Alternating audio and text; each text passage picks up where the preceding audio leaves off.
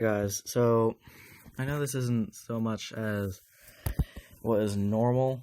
I mean, only other video I've made was a game thing, but I've had this idea for a while, and I haven't seen that many videos like this, so I just want to add something new.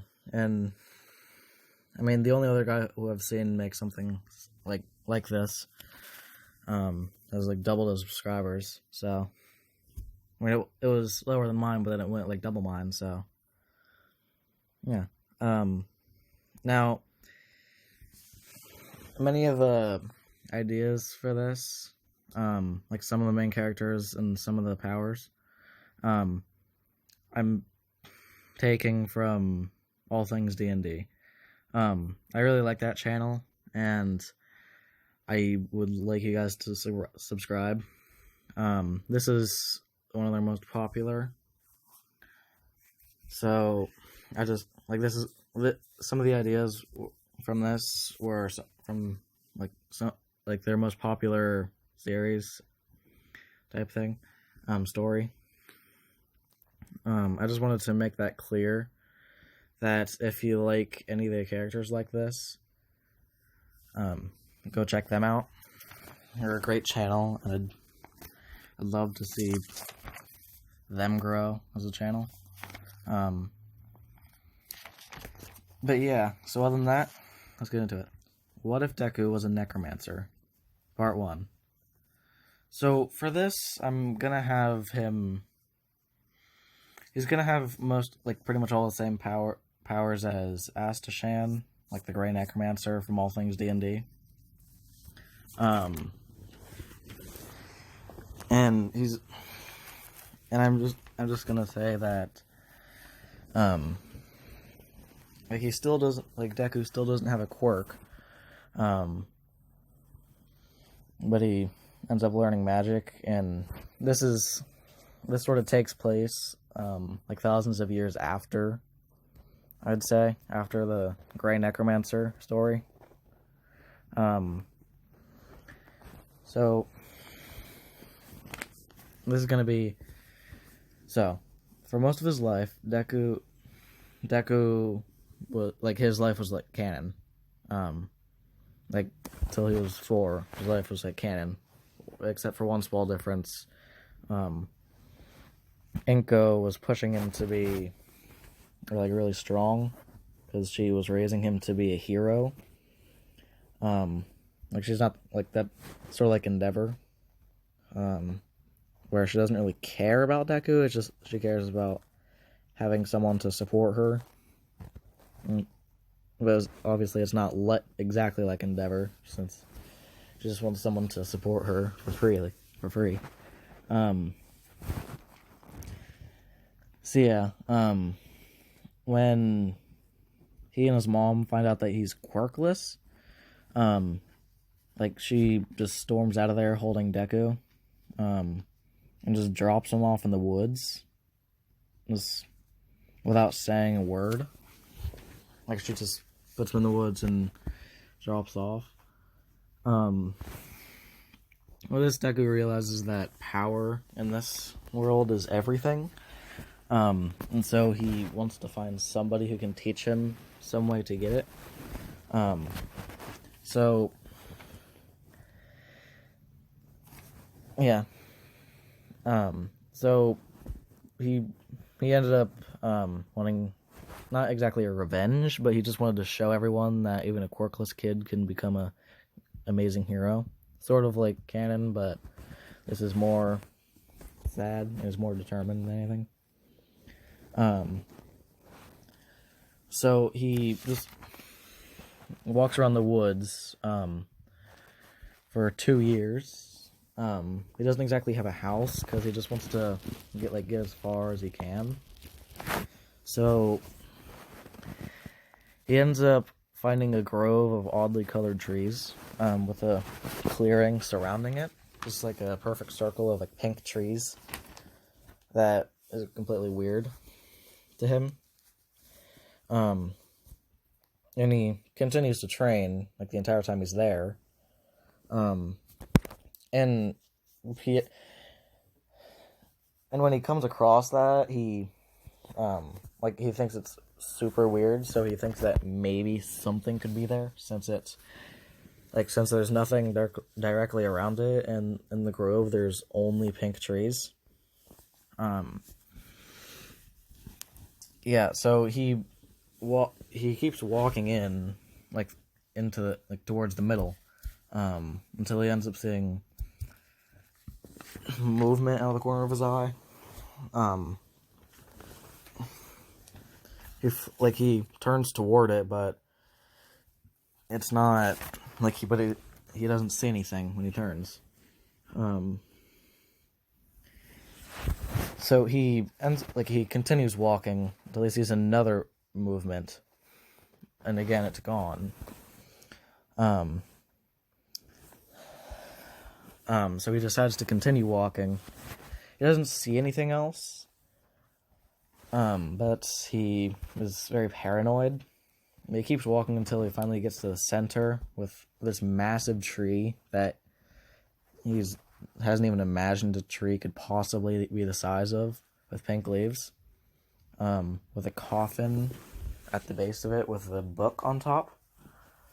So what he ends up doing is, since he thinks it's really freaky, and since he's already there and he is very paranoid, he starts to back away, but then he sees movement again, and he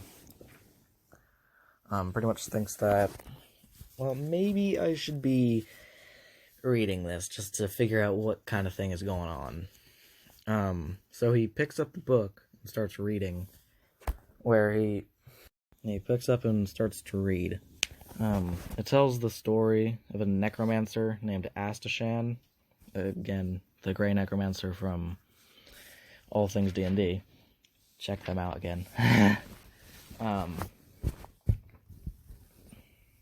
man who, as a kid, lost his home to raiders, and meeting a lich, ends up losing the flesh on one of his arms, who found a wife and kids, a man who created a city filled with people and undead, and a new type of undead called deathless. Again, there's many ideas taken from all things D&D. And this specifically interested Deku, as he could raise an army of sentient undead that couldn't die. He could pretty much become the #1 hero without any trouble at all. And I'm adding something else to I'm adding something new to the Deathless contract, where, maybe I should say this later, but I'm just going to say it now. I'm adding something new, where the Deathless, if they die from old age, or if they die while they're old, they get raised to their prime, to when they're, to when they're, Gran Torino, for example, he'd be in the tall state, where they retain all their memories. That's just to make it more appealing to older heroes like him. So Deku continued reading, when he got to the end, where he realizes that this was where, Astashan was still alive and protecting the grove. And how Astashan's wife turned into that giant tree, since she was a druid. A druid married to the necromancer. What are the chances? But yeah, and that Astashan was still alive in the coffin, since he was a lich, that he couldn't die from old age, at least. And he decided to, he thought Astashan could probably give him all the power that he needed. And so he decides to open the coffin, and he pretty much sees, think of a dragon priest from Skyrim, that kind of thing, but with like gray robes on, with one arm just completely skeletal instead of the skin being on it, like most other like Droger and Dragon Priests in Skyrim. Yeah, and it's somehow held together. Deku was intimidated by this, but he was determined. Like I said earlier, he was filled with determination. Anyone who gets that reference, probably going to be a lot of people. Leave a like. But he pretty much wants to get a lot of power, so he taps on the shoulder of the seemingly dead body, and there's no response. We tapped him hard, a thing that he just couldn't notice, and again, no response. And then Deku reread the book, at least near the end, where he remembered that Ashen was focused on protecting the tree. So he put his hand on one of the roots, as Ashen's eyes just shot open. Then he started shouting at Deku, "Take your hands off that tree, you vile beast!" Deku, pretty much just wanting to make a good impression, just dropped to a knee, and saying, "Oh, great Ashen, I apologize. It was the only way I could think of to wake you up. I know it's cheesy, but go with it." Seeing as Deku was only 6, which surprised him, he seemed to calm down a bit, as he asked how he knows him. And then Deku just points at the book in his hands and smiled. "I got a little help." So then Ashen asks what Deku's doing in a place like this, like just in the woods, away from civilization. And Deku pretty much says a story about how he was abandoned for being quirkless. He was looking for power. And Ashen knew all about quirks, since I'm just gonna say that some of the Deathless are still alive, since they're pretty much immortal. Actually, most of them are probably alive. And that they were just around. You know, like some of them were heroes, some of them were villains, and some of them just in between, just doing whatever. Like some of them just living normal lives. And they constantly are feeding him information. Since he was still alive and thinking about stuff, he just wasn't paying attention to his physical body, other than the tree. And Ashen, I was gonna say he really cares for kids in this, because of his, like, how he has kids, and that his kids, like, he has no idea where they are, and he just has no idea what he's supposed to do. So he I'm just gonna say he touches the tree, pretty much and mentally asks what he's supposed to do, as one of the tree's roots raises up and like a hand, like thumbs up thing.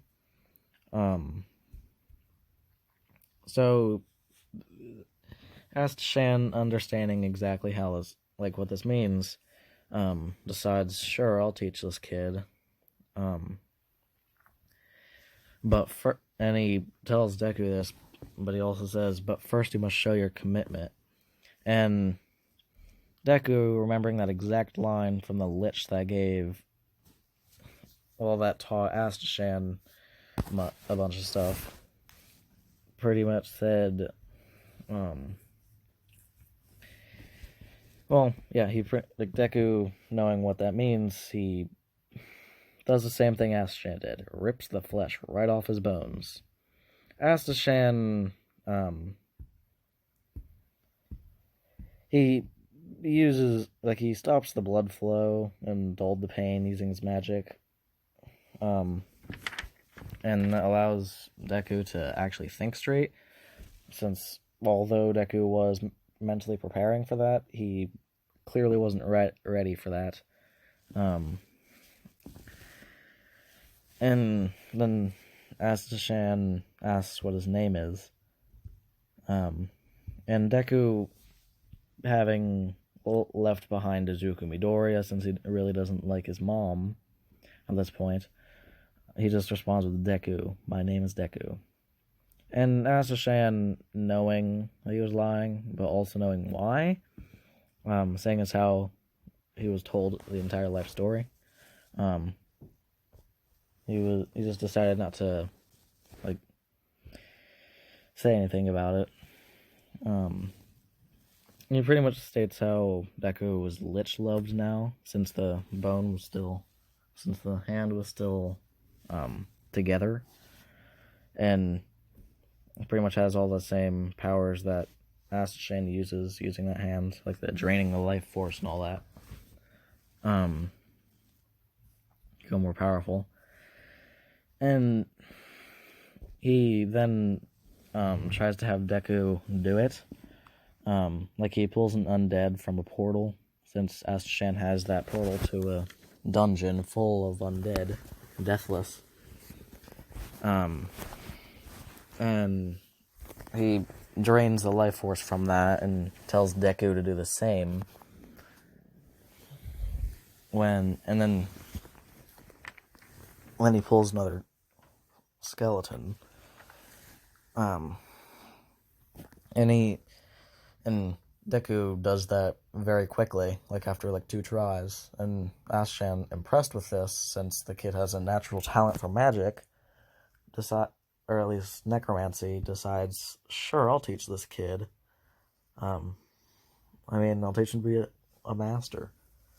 And then they end up spending the next. Then he takes a key out of his robes and puts it into a small hole on the bottom of the coffin, open coffin. Then it opens to a staircase that leads to a large room it has tables and chairs and a bed with bones and beakers, like that kind of stuff, just laying about. As Deku, just doesn't really notice all that stuff, since there was just a permanently open portal to a horde of undead that he just stares at for a couple seconds. The last Shan just pulls him next to him, pulls him through the portal. As they're surrounded by the portal's behind a cool throne, like a skeleton throne. It's really awesome. But they're surrounded by a horde of skeletons. Sorry. I'm just waiting for orders, since they haven't done anything for the past 1,000 years or so. Yeah, and he pretty much announces that Deku was to be his new master, their new master, where they have to listen to whatever he says. And so Deku and Astashan, they train for another 8 years. There's 14. And Deku learned pretty much all of Astashan's abilities, which I'm adding more just because, Astashan has had thousands of years to perfect his magic. It's gonna be stuff Deku learned how to raise large amounts of undead, command already raised ones. How to make a pact that makes them into deathless. And since it's been 8 years, and he's sort of in charge of that. Not exactly in charge of that, but since he's had more time with practicing with the deathless thing, that's how the whole back to their prime thing works. Astashan wasn't really focusing on developing that all that much, once he got it.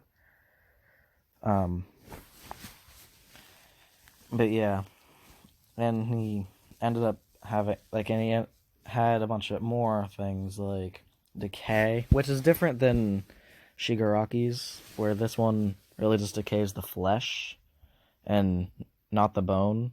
Like, so it's pretty much if he erases someone, he could turn it immediately into a skeleton instead of a zombie, which also gets rid of the body.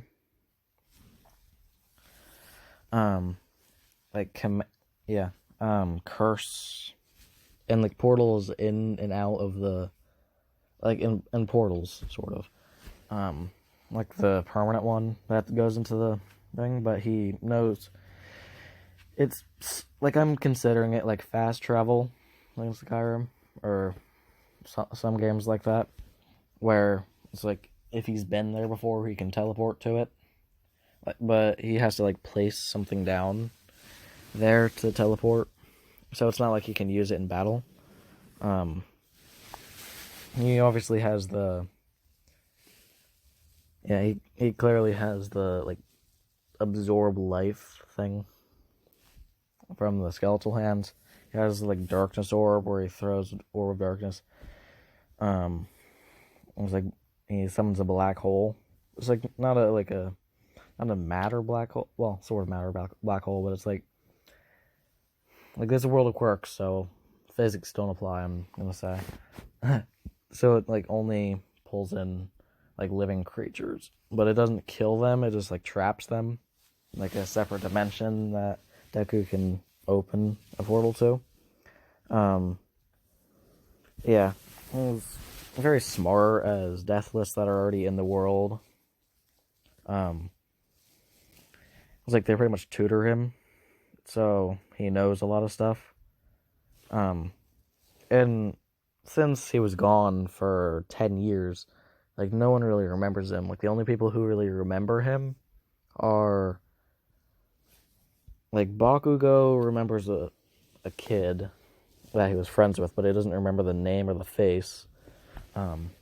His mom obviously remembers him, but doesn't really care.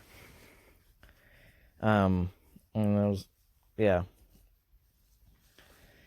And she really doesn't she wouldn't recognize him since he's changed a bunch. Since he's really muscular, since like those 2 years, and he's been training even more than just magic. But yeah, like Deku was really ripped, and he has a bunch of scars all over his body, from like training with skeletons. And because of this, I'm saying that magic, like strong magic, requires strong body. Don't question me. I'm God. I'm the god of this world. And yeah, he pretty much knew everything Ashton knew. Since I'm just gonna say Ashton was able to give him memories or ideas. And he pretty much improved on them. And yeah, Ashton decided to search looking for more people that would be willing to learn from him, since, well, he's awake and he has somebody who'd be protecting the tree. Since when he's gone, Deku's there. He's pretty much become a vigilante, like feared by both heroes and villains. Where he hunts down villains, but if heroes try to stop him, he kills them and then raises them. And like even like pretty much the only ones who are not afraid of him are like the League of Villains. It's like Overhaul's afraid of him. Where this comes into play, since he ends up running into like where Eri ends up running into him. And Aschan, like seeing that she was scared, decides to see her memories. And yeah, so because of this, he since he sees her memories, he knows what was done to her and who's chasing her. And he was just talking to, he was asking her what's wrong, just to see if she would talk. And here's a voice clearing, someone just clearing the voice behind him, as he looks over and he sees Overhaul, who hasn't yet seen the skeleton hand, since that's like the defining factor of that. And yeah, so he pretty much just stands up and looks at Overhaul, like clearing his throat as well. Yeah, and then Overhaul sees the skeletal hand and gets really scared, as he has no idea what to do, as since he's well known and feared by pretty much everyone. So Aschan decides to ask him questions just to see if he would lie, just to see if he was at least scared enough of him, just to see if he would lie. So he asks him, like, what's his relation to the girl? As Overhaul, freaking out, he was debating whether to lie or tell the truth. But he just decides to play it safe, since he has no idea what Aschan's powers are. He decides to just tell the truth, how it's like she's the granddaughter of his boss. And Aschan's sort of surprised that he would tell the truth, since he knows that he's like one of the worst villains. Realizes that he's feared that much. So then he asks, why is the girl so scared? And Overhaul, knowing that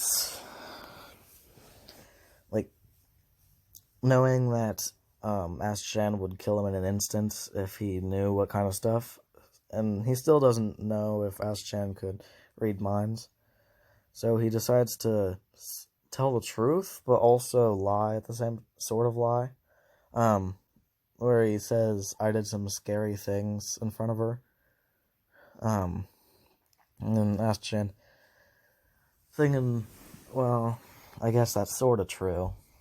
But he asks, what kind of scary things? As Overhaul just replies, well, I've killed people in front of her, which is true. And Aschan, I guess, just doesn't really care at this point. And this is around the time of the anime. When he ends up bringing, and he tells Overhaul that he's bringing her with him, and that he's probably never going to see her again, maybe, who knows. I'm still thinking about it. Yeah, Overhaul, scared to argue, just decides to not argue, and he'll try to get her back later. And so he brings Zeri back and starts her training after she gets used to all the dead, like, undead. So he starts her training, and first off, he tries to train her quirk, and since he can't really be rewinded that far, since he's like thousands of years old, he's like the perfect one to train Eri, since it'll take like her rewinding him for like years just to get him even close to him, like even close to being young. So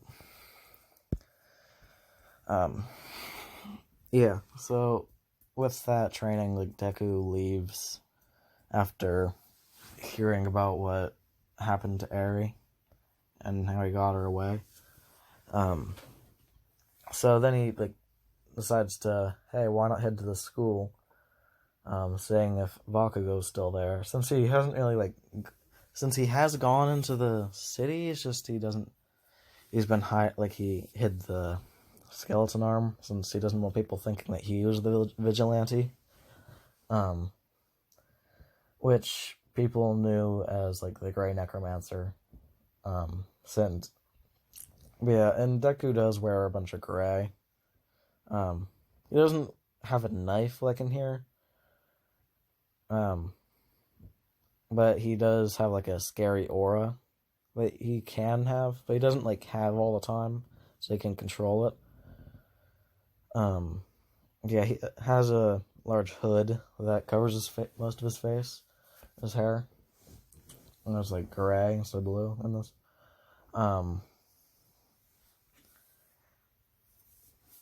But yeah, and so Deku was just walking back after seeing Baku go, like, bully a kid. He decides to walk back and to take a shortcut home. Since he knows the city, it's just he doesn't like pay attention all too much, but he knows like ways to a place and back. He just doesn't know to get from one place to another from his house. Or I guess, oh no, he takes portals, so I guess yeah. Yeah, he was walking back to where he was able to portal, where he just doesn't really want to place a portal wherever. So, yeah, he takes a shortcut through the tunnel when the sludge villain comes out. And Deku isn't freaked out by this, since he knows he can take him. So, when the sludge villain comes at him, he dodges him, since he is trained by a couple 1,000-year-old necromancer. He is trained, so he dodges the guy, takes off the arm-length glove, and just grabs the guy's eyeball. And the guy, seeing the skeleton arm, is really scared. But since he can't get the eye out, his life force just slowly drains until he's just a pile of bones. Well, not exactly bones, but just a puddle, I should say. Puddle of mud.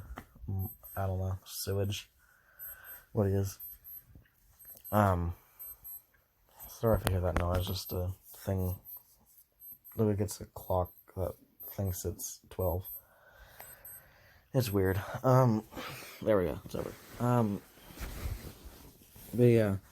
So, then All Might comes and sees Deku with the skeleton arm by a puddle with a shriveled eye.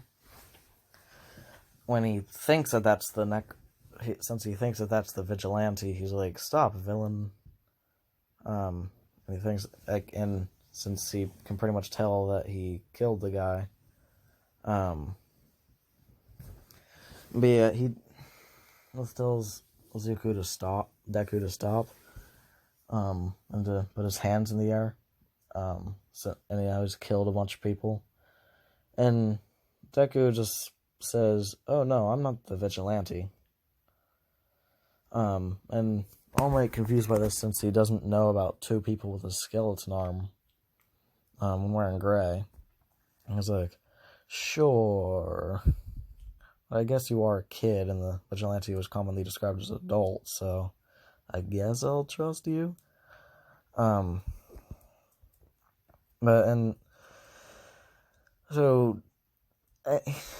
he ends up trusting Deku, and they start talking, but then, well, not exactly talking, but All Might just questions him about why he also has a skeleton arm, and Deku just tells, since he still really likes All Might, since he was a kid, he really did.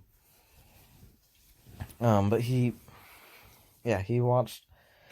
He talked to All Might for a little while, pretty much until All Might had to leave, when he remembered that he can't exactly grab the sludge villain since he's dead, and then he just decides not to question it. Deku tells him how Asta-chan is his master and how he's the vigilante. All Might not super thrilled about this, but seeing as he has really no proof that he killed anyone, and the only thing he has is a shriveled eyeball and a puddle of seemingly flame thing, he has no idea if it was actually Deku or not. And Deku is smart enough to say that it was not him, and that another guy came and did that to him. But yeah, and so yeah, he tells Deku to like just careful, so he doesn't like get hurt, and then starts jumping off as he transforms back, and it's like, oh geez, like this kid is probably gonna be a villain.